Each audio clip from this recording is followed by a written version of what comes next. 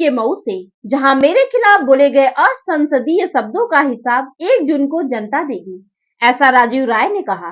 खबर के बारे में विस्तार जानेंगे, उससे पहले लेंगे एक छोटा सा ब्रेक के बाद जल्द हाजिर होंगे।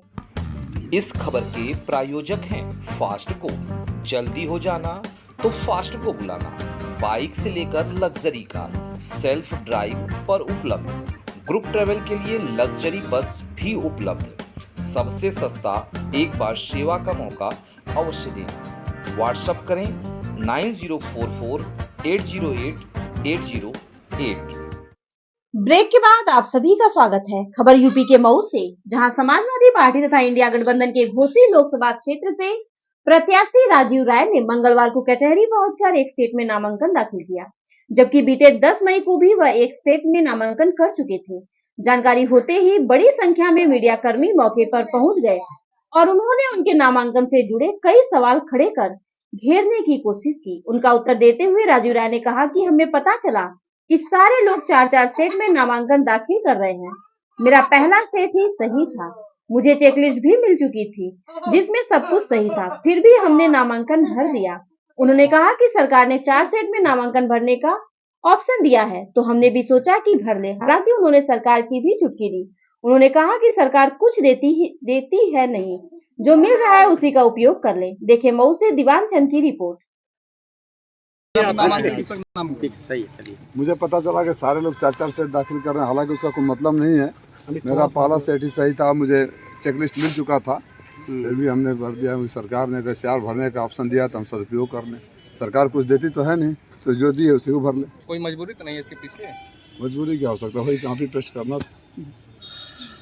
लोग कह रहे हैं कि ऐसा अंदेशा जताया जा रहा है कि रिजेक्ट कर सकते। कौन रिजेक्ट कर सकता है? अरे मुझे हाथ में लिख के चेकलिस्ट दे दिया कि सब कुछ सही है। कहाँ कागज दिखाओ। क्या इस बात का डर है कि जिस तरीके से गुजरात में और मध्य प्रदेश में किया गया, सब कुछ इस पे सही है? कई जगह लोगों का पर्चा खर्च कर दिया जाए, तो इस तरह की कोई मुझे ऐसा कोई अभी अंदेशा नहीं लगा है। अधिकारी ने मुझे कहा कि सब कुछ सही है, तो मैं क्यों करूँ। राजू राय आजकल बहुत ज्यादा हमलावर हैं, ओम प्रकाश राजभर। क्या बात करते हैं। मेरी शालीनता अगर आपको हमला दिखती है, गाली देने वालों को हमलावर नहीं लगता है, बदतमीजी से बात करने वालों को हमलावर नहीं दिखता है, मेरी शालीनता आपको हमलावर दिखने लगी। आप लोग तो कम से कम गवाह हो ना मेरी शालीनता के। शालीनता में भी वो बात कही जा सकती है जो उसका जवाब। तो शालीनता के साथ ही कहते हैं ना, हम थोड़े कहते हैं कि कुछ। हमने तो जो हमसे आप लोग पूछते हो उसको शालीनता से जवाब देते हैं। राजू राय और राजू तलवार भी आ गए हैं मैदान में। किस तरीके का चुनाव लग रहा है? लोगों में टक्कर होने जा रही है। हम नाम को होता तो कोई नरेंद्र मोदी बन के प्राइम मिनिस्टर भी बन जाता है। नाम में क्या रखा? ओम प्रकाश राजभर जी कह रहे हैं कि जैसे समाजवादी पार्टी के जो गाड़ी में पैसा दिखे लूट लो, उसके देखिए फिर ऐसे लोग पूछते हैं तो मैं बोलता हूँ तो बोलते हैं कि आप हमलावर हैं। बोलिए। देखिए आदमी का चाल और चरित्र रह कर उजागर हो जाता है, ठीक है। अलबत्ता तो किसी गाड़ी में कोई पैसा नहीं लेके चलता। अगर मान लीजिए कल्पना ही करना अगर होता भी है तो इसकी जिम्मेदारी किसकी है? पुलिस की है ना। पुलिस कार्रवाई करेगी ना। आप कैबिनेट मंत्री हो या थानेदार, या थानेदार भी तो पूरा रिजल्ट दिखाएगा। आप बोल रहे हैं 10 लाख हो तो 9 लाख लूट लेना और 1 लाख रुपया पुलिस वाले को दे देना। मैंने पुलिस वाले को भी भ्रष्ट बनाने का। आपने कार्रवाई करने की बात कही थी। इलेक्शन कमीशन ऑफ इंडिया को इसकी शिकायत की या इलेक्शन कमीशन ऑफ मऊ को आपने इसकी शिकायत की? सवाल होता जवाब नहीं दे देते यार। मेरा कहना ये था कि अगर इस तरह का अगर कोई कैबिनेट मिनिस्टर मंच से खड़ा होकर उन्होंने शपथ ग्रहण किया होगा वो कैबिनेट मंत्री बनने से पहले, ठीक है, और उसमें कानून का अगर उनकी बातों को सच मानता हूँ कि हम लेकर चलते हैं तो इसका पुलिस लेगी या तुम लूट लोगे, तो जो लोग का चाल और चरित्र होता है ये दिखाता है कि अपनी हरकतों से बाज नहीं आएंगे। इसलिए मैं पुलिस से अपेक्षा करता हूँ कि इसका स्वतः संज्ञान लेकर तत्काल संवैधानिक कार्रवाई करे, संबंधित धाराओं में केस दर्ज करे। आप पत्रकार साथ इतने लोग हो, अगर कैमरा लेकर किसी को कहो वहाँ कि अगर इस गाड़ी में पैसा जा रहा है तो लूट लो, पत्रकार साथी आधा रख लो आधा दे दो पुलिस वालों को, तो अगले पल गिरफ्तार हो जाएंगे। वो भी पुलिस वालों के सामने ही कह रहे हैं। तो पहली ये बात है इनके ऊपर केस होना चाहिए। माननीय मुख्यमंत्री को ऐसे मंत्री को बर्खास्त करना चाहिए, चुनाव आयोग को संज्ञान लेना चाहिए और पुलिस अधिकारियों को पिछले 6 महीने में हुई जितनी छिनैती डकैती हुई है उसकी फिर से जांच होनी चाहिए, जिसका भी केस खुलासा नहीं हुआ कि कहीं इसी गिरोह का तो हाथ नहीं है उसमें। समाजवादी पार्टी ने शिकायत की है। शिकायत इस पे की है या करेंगे? शिकायत उसको किया जाता है, हालांकि कुछ लोग करेंगे, मैंने ऐसा सुना है। मेरे पास बहुत अभी काम है। शिकायत उसका किया जाता है जिसको पुलिस की जानकारी नहीं हो तो फर्स्ट इन्फॉर्मेशन रिपोर्ट दिया जाता है। FIR उसे ही कहते हैं ना जी। पुलिस इंस्पेक्टर के सामने खड़ा होकर बोल रहे हैं, नीचे इंस्पेक्टर खड़े हैं, चारों तरफ फोर्स खड़ी है और मंच से बोल रहे हैं। तो अगर मान लीजिए यहाँ दुर्घटना हो जाती है, पुलिस के सामने खड़े हैं, तो कोई FIR लिखवाएगा तब वो केस दर्ज होगा या पुलिस केस दर्ज करेगी?